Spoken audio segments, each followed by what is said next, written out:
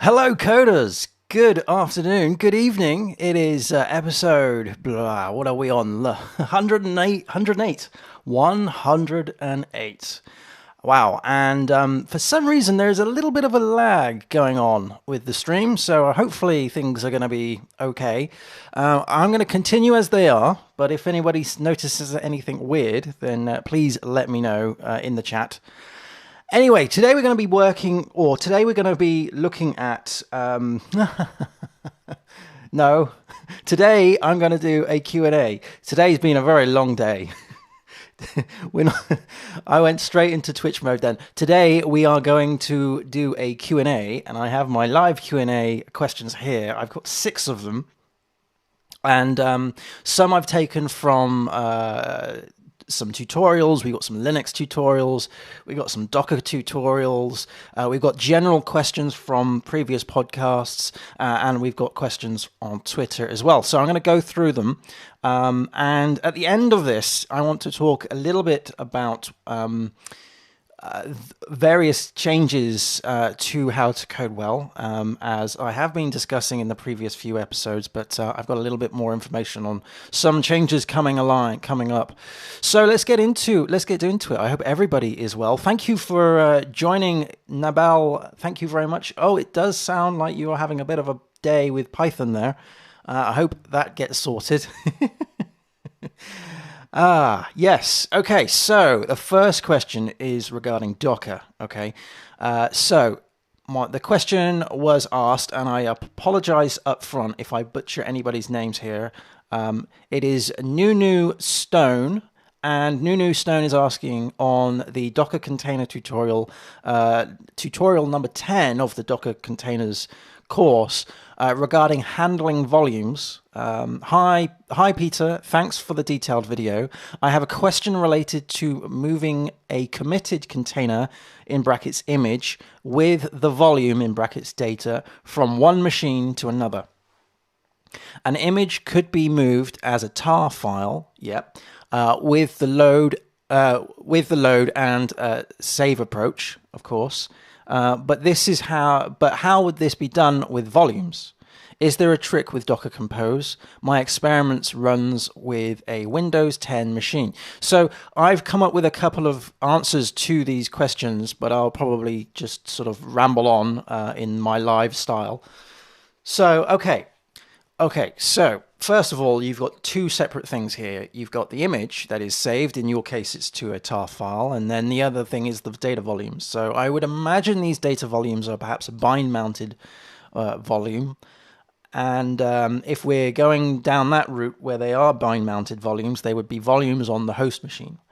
Now, if I was what I would do is treat them as 2 separate things. So you've got your image, and then you've got your bind-mounted data volumes.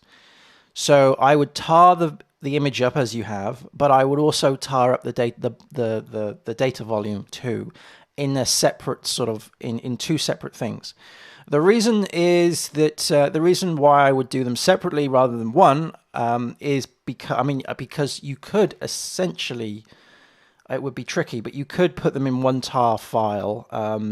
You would have a tar, and then you would have an encompassing tar where the image would be in that tar with the data volume.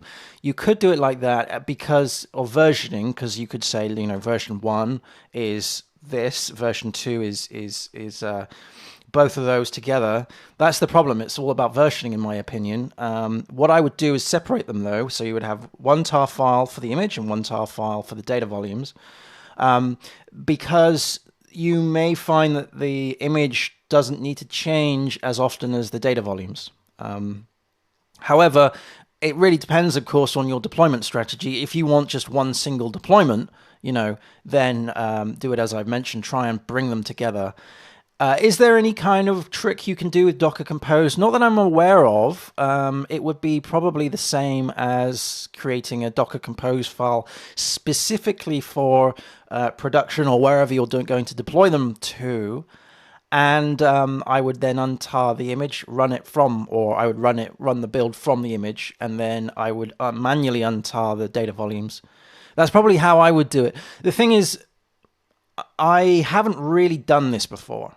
So I'm only going by what I assume might work, because most of the things that I've been doing with Docker, and I use Docker, well, I used to say I use Docker all the time, but now I don't, unfortunately, just the way things go. But what I normally do when I am using Docker is I have a Docker registry, and that is my single source of truth.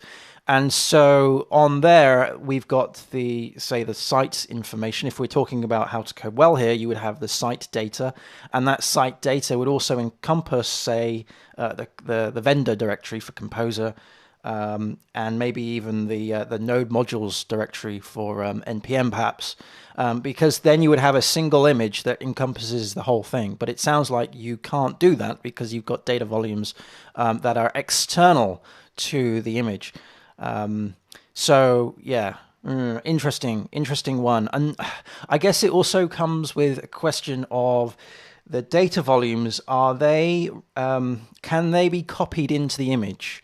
Can they be copied into the image, and can they also be bind mounted into the image as well? So for instance, if you if the data volume, and this is a massive leap of assumption here, if the data volume is the files of a website, say, and you're working on those, and you're developing the application, and therefore it's in a bind mount, then you could also copy that as a copy command in the Docker file. And when you do your deployment of your image, or your build of your image, I should say, it would take the bind mount as the actual files and copy that into the Docker image. That's how I've done it before. So I would ask yourself a couple of questions about whether the data volume actually needs to be a data volume in production, whether these volumes can actually change depending on the environment they're on. But anyway, it's one of those questions I would need to kind of get some more information on. Anyway, moving on to number two. Number two was a question from Daniel Pickering. Will this be PHP 8 question mark? This is on I've forgotten what episode it was, but it was I think it was a couple of episodes ago of the podcast. I was doing a podcast on learning PHP in 100 days. And I went through a list of things that I would learn if I was to relearn PHP again.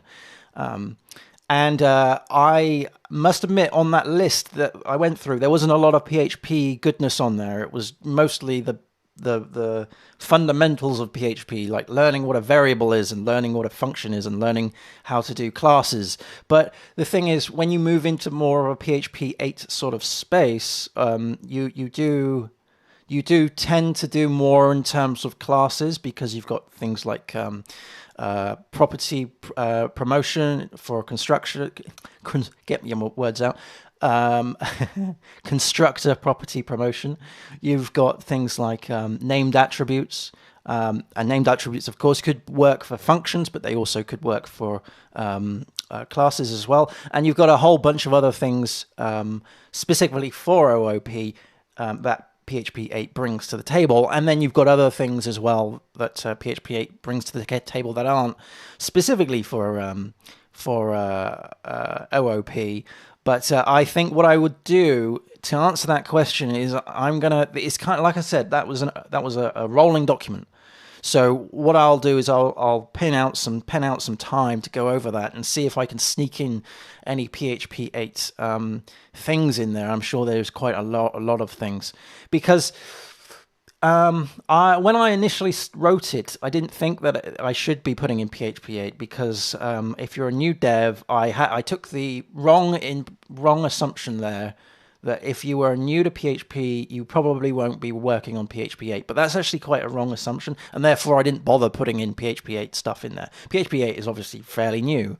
I would imagine that if you're a new dev, because this was specifically targeted to new devs, if you're a new dev, you're probably going to be working on something that hasn't been upgraded. So probably PHP 7.4, sorry. So whenever I would talk about PHP 8 in that 100 days of PHP roadmap, I would have to say this can only this thing that you're about to learn is only available in PHP 8. Yeah, and when I initially did this, I tried to do it with backwards compatibility in mind, so not putting in the bleeding edge stuff. But I think I would have to do that. So to answer your question, will this be PHP 8? Yes, eventually it will be.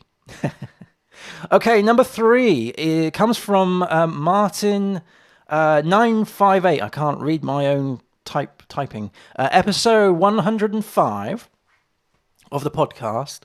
I mentioned, I believe, something about Node and JavaScript, and the reason why it's why I dislike it most of the time. And Martin is asking, the reason I like learning JavaScript so much is because of the asynchronous nature of things like Node.js. That's a very valid point. I would love to see your take on the advantages of Node.js and PHP over other things, over each other, and over backend languages. PHP is great. Oh yeah, sorry, I was going to go into my answer there. Okay, so yes, so the reason I like learning, I'll just read this again. The reason I like learning JavaScript so much is because of the asynchronous nature of things like Node.js. I would love to see your take on the advantages of Node.js and PHP over each other and other backend languages. Okay, all right, let's break this up into 2 sections then. So the first section is why I prefer PHP over Node.js, and then the second is why I prefer PHP over other programming languages, other backend languages. Okay, so I find Node to be a little bit challenging. I find it a little bit frustrating. Actually, when I say a little bit, I find it quite frustrating when I'm actually trying to do something on the server with JavaScript. I find it quite annoying that I have to use something that is so loosely typed. And I also think that there is a part of me that, because when I learned JavaScript, I was learning JavaScript using Netscape Navigator. That's how old I am. Work that out. I was taught JavaScript as it would be an event handler or an event-driven thing for the client. I was never taught that it should be on the server, and I was taught very explicitly why it should be on the client and not on the server. So I suppose there's a little bit of the old school in me that keeps that true.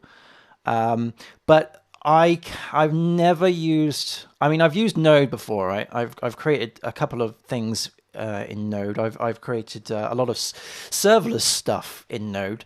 Things like what I would call set and forget code. It's sort of code that just runs whenever it's needed, and you don't have to particularly rely on it.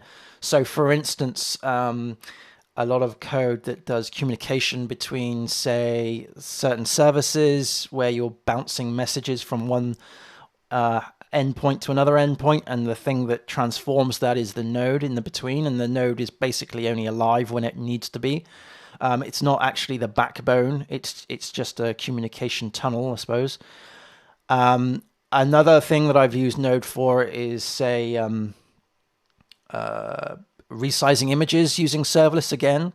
So when you upload an image, that fires off perhaps some sort of queuing message, and that queuing message triggers a Node serverless service that gets the image, resizes it, and uploads it, and does various things with it. But yeah, no, I apart from that, that's the only things I've actually played with Node. And I would have a lot of questions if someone said to me, "Why don't you just rebuild how to code well in Node?" I'd be like, "Well, that's the wrong tool. Surely Node is the wrong tool there, because you've got other programming languages that are far better suited for, let's say, things like as I mentioned, the data types, typecasting, and all of that. Data strict types. That's what I'm trying to look for. Just out of the box. But this brings a wider quest. This encompasses a wider question. And I don't want to shit on anyone who does Node, right? Because Node it's making people money, right? It obviously works. So who am I to say don't use Node? I will never say do not use X programming language. Use the tool that you find works best for the project that you're developing. All right, that's the first thing. That's the only thing you need to care about. Don't care about whatever I say.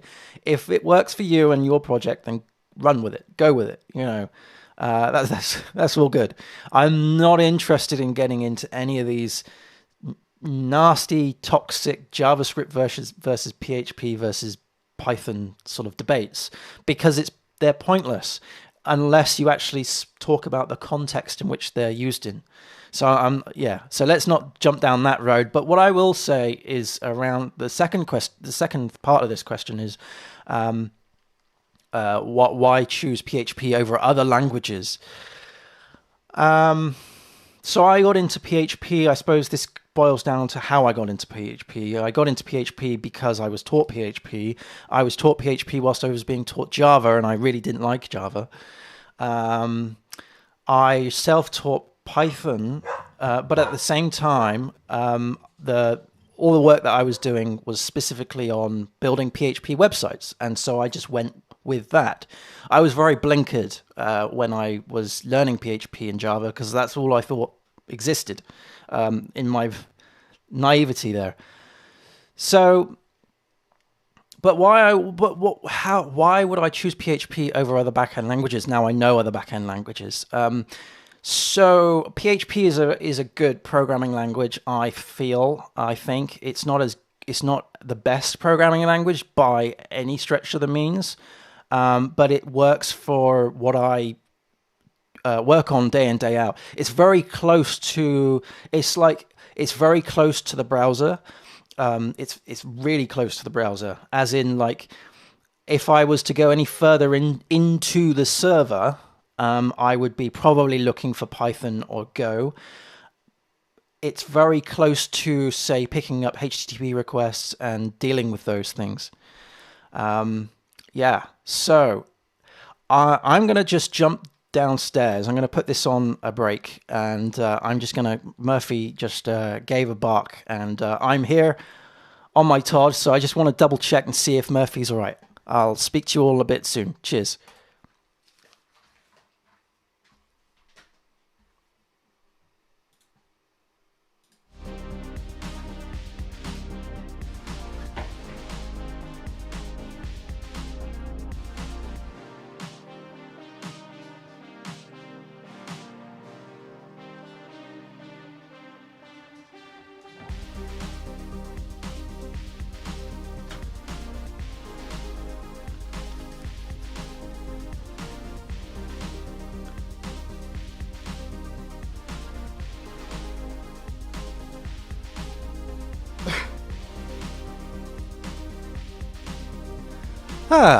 Sorry about that.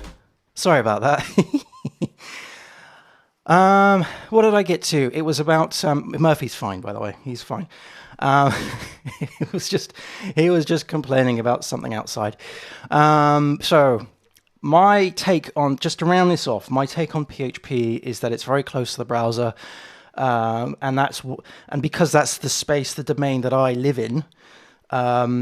That is something that I like to do. But like I said, if I was working more into the server, then I would probably prefer Go or something that is better suited for that. Okay, so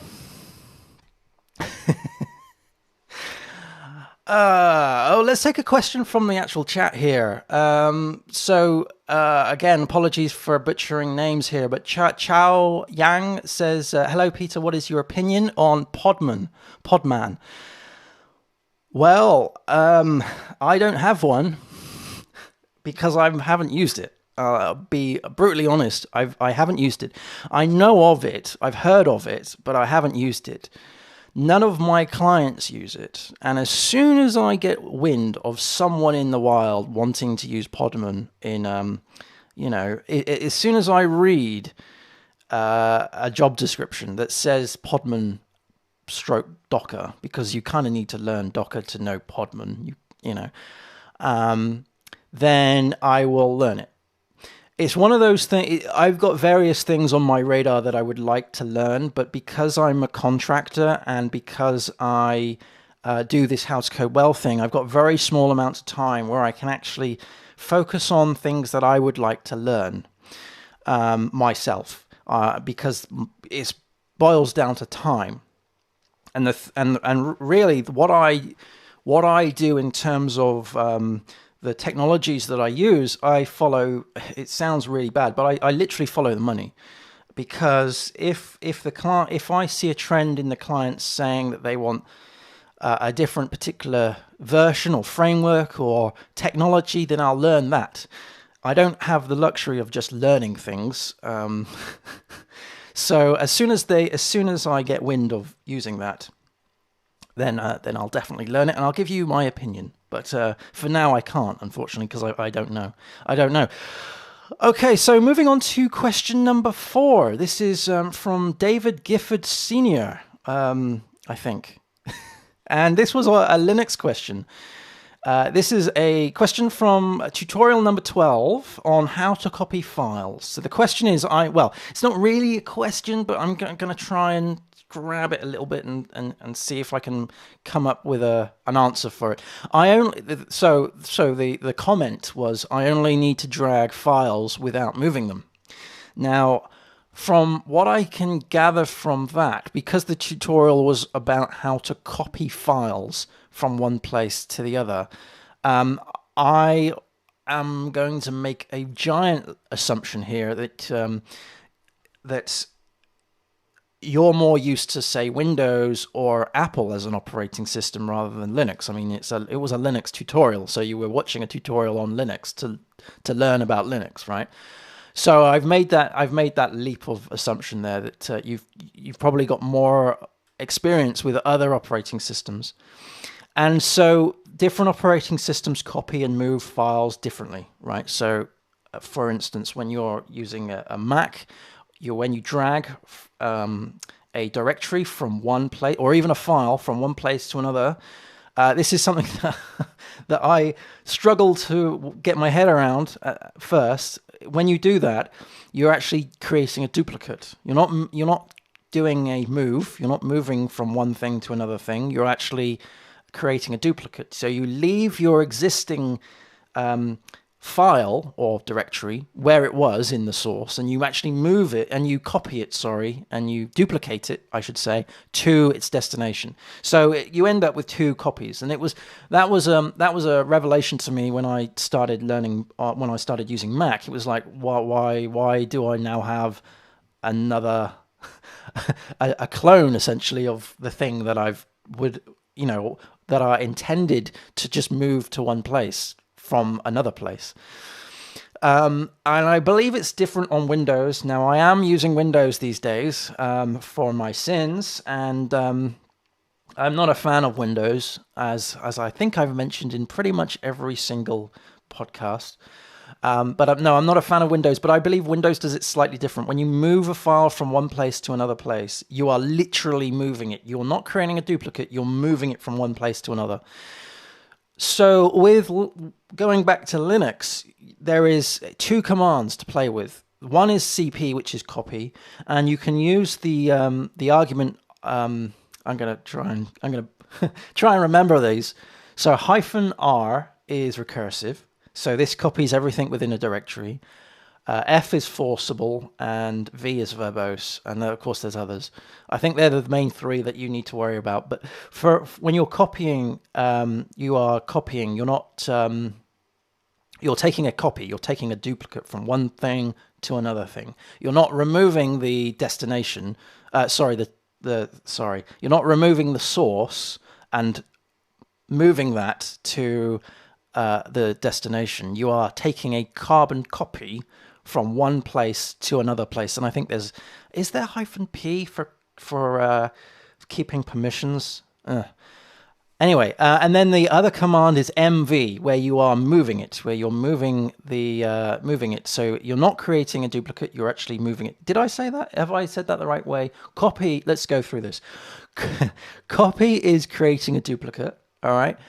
MV is moving it. So you're moving it from one place to another place, and you only end up with one thing, whereas a CP, you end up with two things. Okay, and number 5 was a question from Twitter. In fact, there is someone watching. Nabel Parker has asked, have you ever considered something other than web dev? What did you try and why? And how did you like it?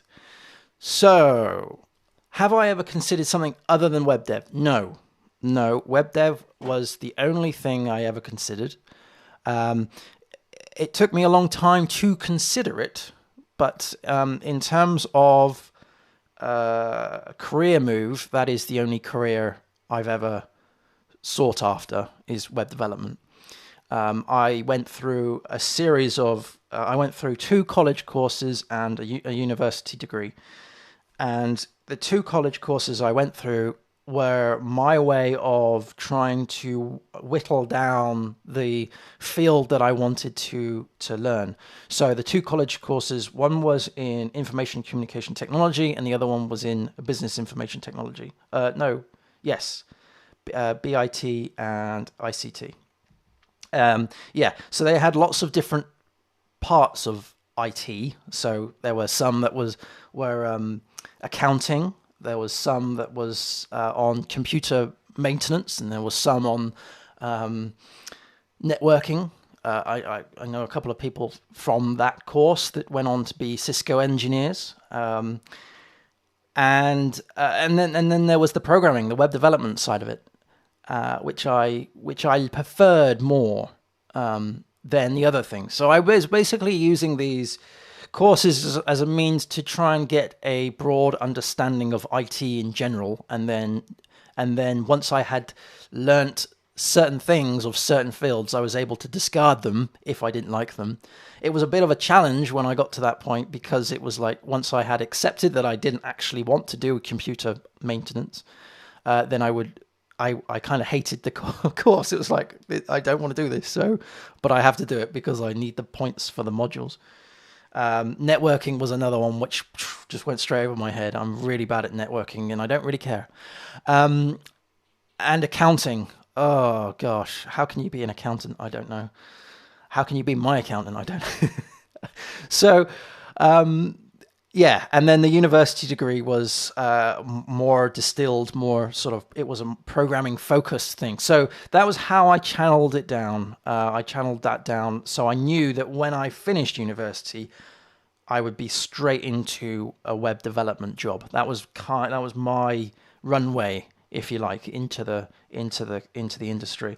But as I went through that arduous process, I think it was 6 years of study. When I went through that, I obviously needed money, right? I obviously needed to be paid in order to pay my rent and my food bills and electricity bill and my broadband and all sorts of things. So I did a bunch of jobs that basically reinforced the reason why I wanted to be a web developer or a programmer, because those jobs were awful. I've worked in factories.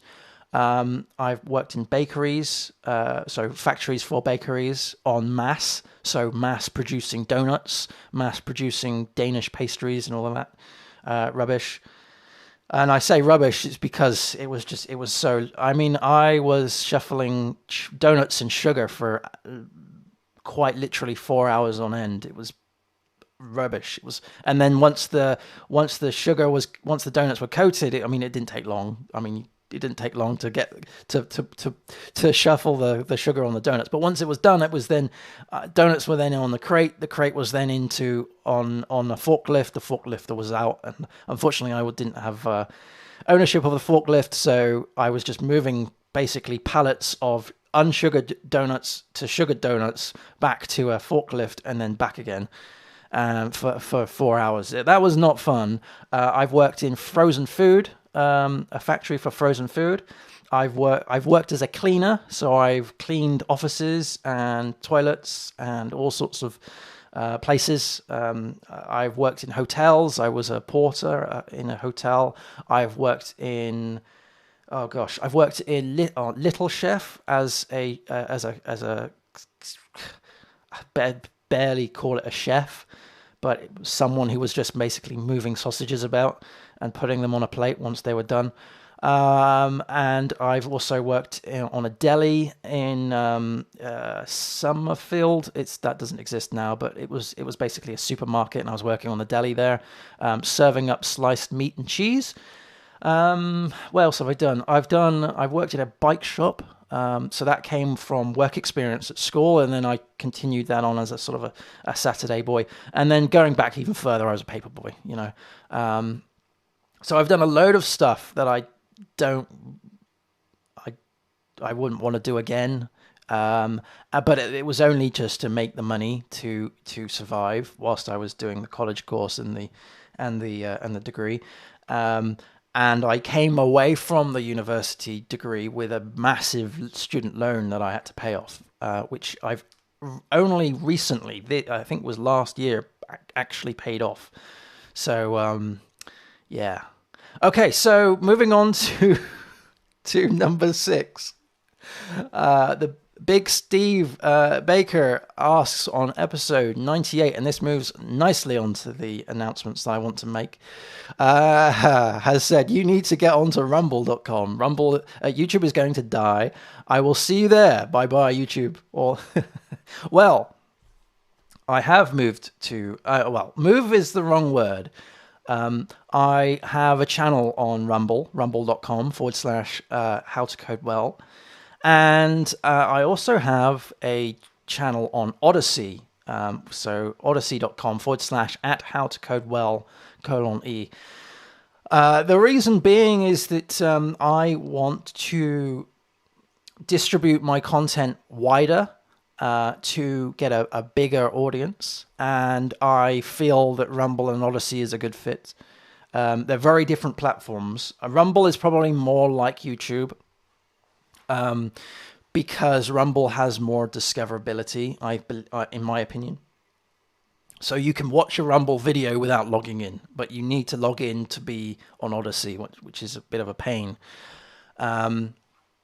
So what I'm doing in each of the evenings is I'm uploading my back catalog of my tutorials and courses to those platforms. So essentially, they will become clones of this YouTube channel, and I'm doing it for various reasons. One of which is that it's always good to have more than one egg in your basket. Spread the eggs, as Sam Time. I watched Sam Time. He is so funny. As Sam Time mentioned on his recent video, spread your eggs. So yeah, that's one of the reasons. Another reason is for just gaining more of an audience. On all of the videos that I've posted there is a link back to howtocodewell.net, and I do appreciate that a lot of these videos are tailored specifically for YouTube.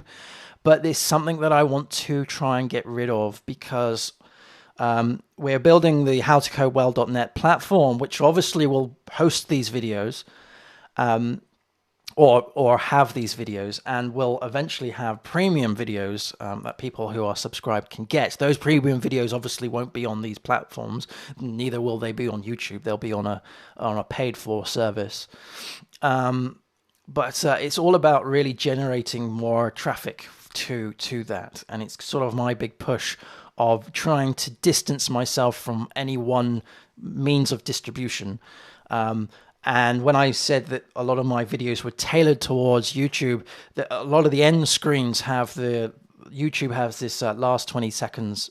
I think it's a 20-second rule, where the last 20 seconds you can post clips and other things that link off to other YouTube videos. Now, that's all well and good, but when you upload those videos to other platforms, you end up with this 20-second screenshot with placeholders for those clips, which isn't good. So, and that's not a good thing anyway going forward when I have my own platform.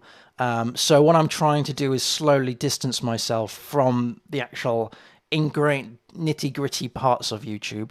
YouTube is fantastic, and I want to stress that I will never, the way I'm feeling right now, I'll never leave YouTube from what I'm feeling right now. I should caveat that. I don't think I will. I've got a nice following here, and the community is great. And to be fair, YouTube is a fantastic platform. I really do like it. As Steve Baker said, that he says that YouTube is going to die. I don't think it will.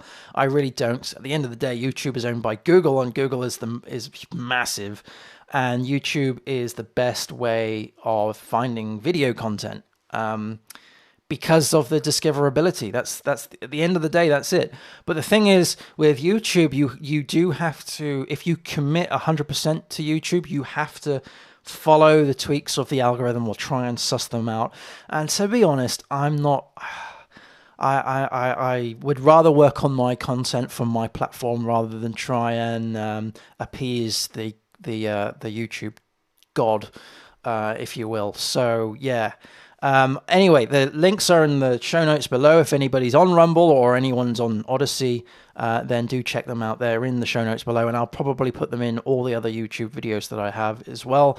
But I'll still be doing live streams. I'll still be doing podcasts on YouTube. I'm not considering coming off of YouTube at all.